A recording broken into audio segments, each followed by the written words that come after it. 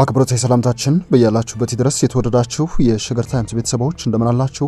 ዕለተ ቅዳሜ የካቲት 4 ቀን 2015 ዓ.ም የሸገር ታይምስ የመረጃ ጥንቅሮቻችን እነሆ ተጀምረዋል። በዕለቱ የመረጃ ጥንቅራችን የሚደመጡ አበይት ጉዳዮችን እንደተለመደው አስቀድመን አስታውቃችሁ የአማራ ብሔራዊ ክልላዊ መንግስት ከፌዴራል መንግስት ከተሰጠውና ሌሎች ክልሎች እንዲያጋሩ ከታዘዙት መግለጫ የተለየ የደስታ መልእክት አስተላልፈዋል። አንድም የመገናኛ ብዙሃን በቅዱስ ሲኖዶስ የተለያዩ መግለጫዎች ላይ እንዳይሳተፉና እንዳይዘግቡ ቢከለከልም የአማራ መገናኛ ብዙሃን በቅዱስ ሲኖዶሱ የትላንትናው መግለጫ መሳተፉም በርካቶችን አስገርሟል።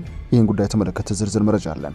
የጠቅላይ ሚኒስትር አብይ አህመድ የብሔራዊ ደህንነት አማካሪ የኢትዮጵያ ኦርቶዶክስ ተዋሕዶ ቤተክርስቲያን ዕውቅ ሰባኪዎች መካከል የነበረውና በቅርቡ በተከሰተው የቤተክርስቲያኗ ጉዳይ በከፍተኛ ደረጃ ሲወቀስ የነበረው ዲያቆን ዳንኤል ክብረት ዝምታውን ሰብሯል። ከረጅም ጊዜ በኋላ የተሰበረው የዳንኤል ዝምታ መልእክቱ ምን ይመስላል? ጥንቅራችን ይመለከተዋል። ለቤተክርስቲያኗ የትላንትናው ምሽት ድርብርብ የድል ቀን ነበር ተብሏል። በፍርድ ቤት የተወሰነላት ፍርድ ቤቷና የአባ ሳዊሮስ አሳዛኝ መጨረሻ ጉዳይስ ምን ሊመስል ይችላል? ጥንቅራችን ይመለከተዋል። እንደተለመደው እየሰማችሁን አብራችሁን ቆዩ የዘወትር አክብሮታዊ ግብዣችን ነው። ወደ ዝርዝር ጉዳያችን እናምራችሁ።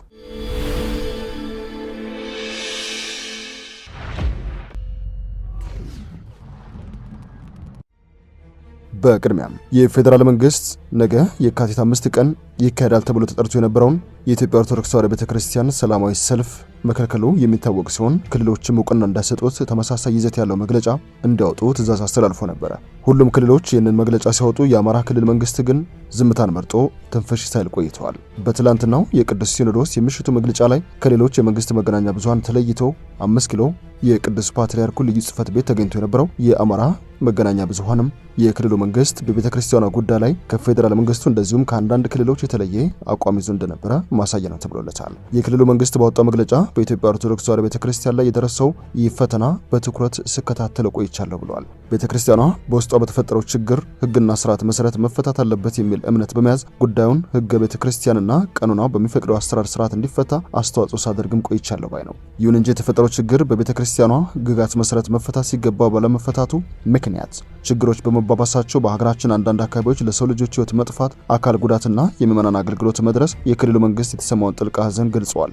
ለተጎዱ ቤተሰቦችም መጽናናት እንዲሰጣቸው እንመኛለን ባይ ነው። የክልሉ መንግስት የጉዳዩን አሳሳቢነትና አደጋውን በመገንዘብ እጅግ በበሰለ መንገድ በመጓዝ ታላቋ ኢትዮጵያ ኦርቶዶክስ ተዋሕዶ ቤተክርስቲያን አንድነቷ ጸንቶና ተጠብቆ እንዲቀጥል እንደዚሁም የተፈጠረው ችግር በውይይት እንዲፈታ ጥረት አድርጌያለሁም ብሏል። በሌላ በኩል ደግሞ ከውይይት የሚያፈነግጥ አካል ካለ በሀገሪቱ ሕግና ስርዓት መሰረት እንዲፈታ ቤተክርስቲያኗ አቅጣጫ አስቀምጣ ሲሰራ የነበረበት እንዲፈታ ያሳዩት ትዕግስትና አስተውሎት የተሞላበት ተግባር ትምህርት የሚወሰድበትና በቀጣይ የሚያጋጥሙ ችግሮች አርአያ የሚሆን ነው ብሎታል።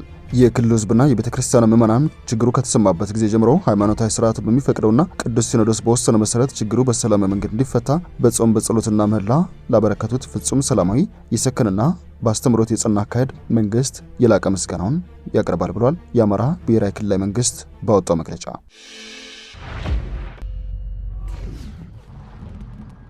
የዕለቱ የመረጃ ጥንቅራችን እንደቀጠለ ነው። ወደ ሌላኛ ጉዳያችን እናምራችሁ።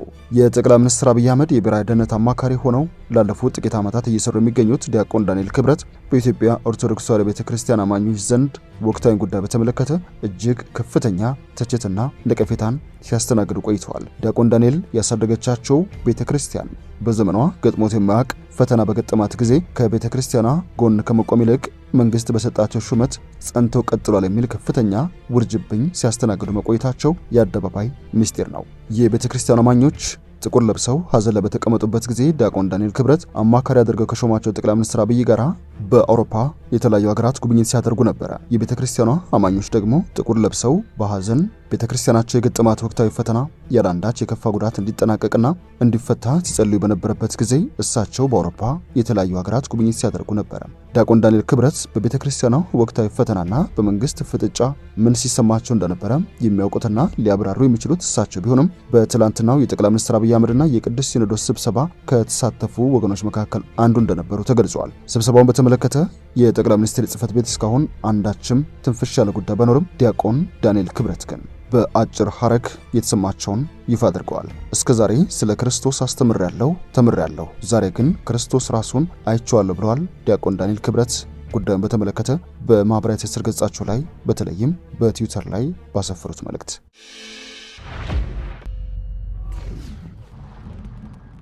የዕለቱ የመረጃ ጥንቅራችን እንደቀጠለ ነው። የተወደዳችሁ የሸገር ታይምስ ቤተሰቦች ወደ ሌላኛ ጉዳያችን እናምራችሁ። የኢትዮጵያ ኦርቶዶክስ ተዋሕዶ ቤተክርስቲያን ለጥቂት ሳምንታት የከፋ ሐዘን ላይ የቆየች ቢሆንም በትላንትናው ዕለት ግን ድርብ ድል አግኝታለች ተብሏል። ይህ ድል ቤተክርስቲያኗ ያወገዘቻቸው አካላት ላይ የእግድ ውሳኔ መተላለፉ ሲሆን፣ ሌላኛው ደግሞ ከጠቅላይ ሚኒስትር አብይ አህመድ ጋር በነበረው የቤተ መንግስት ውይይት ላይ የቤተክርስቲያኗ ሕግጋት እንዲከበር ውይይትና የቤተክርስቲያኗ ሕግጋት እንዲከበር ስምምነት ላይ መደረሱ ነበረ።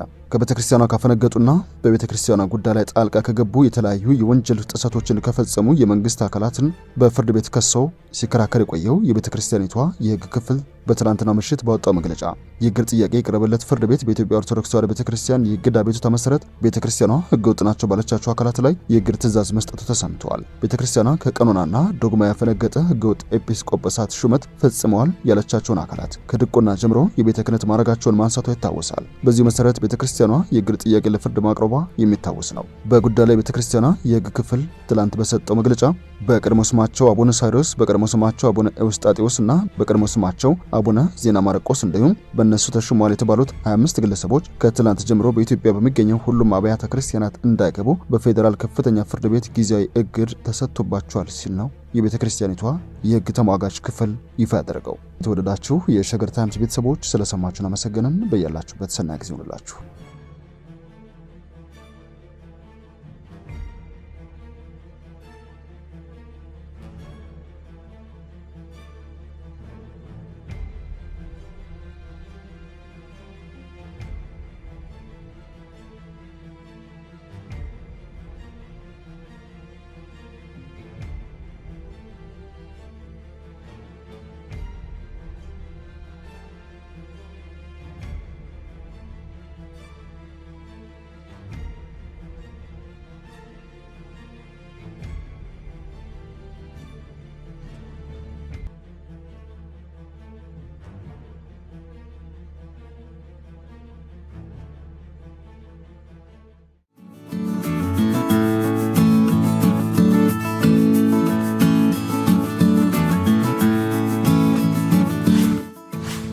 ሸገር ታይምስ ሚዲያን ሰብስክራይብ በማድረግና ደወሉን በመጫን ይከተሉን።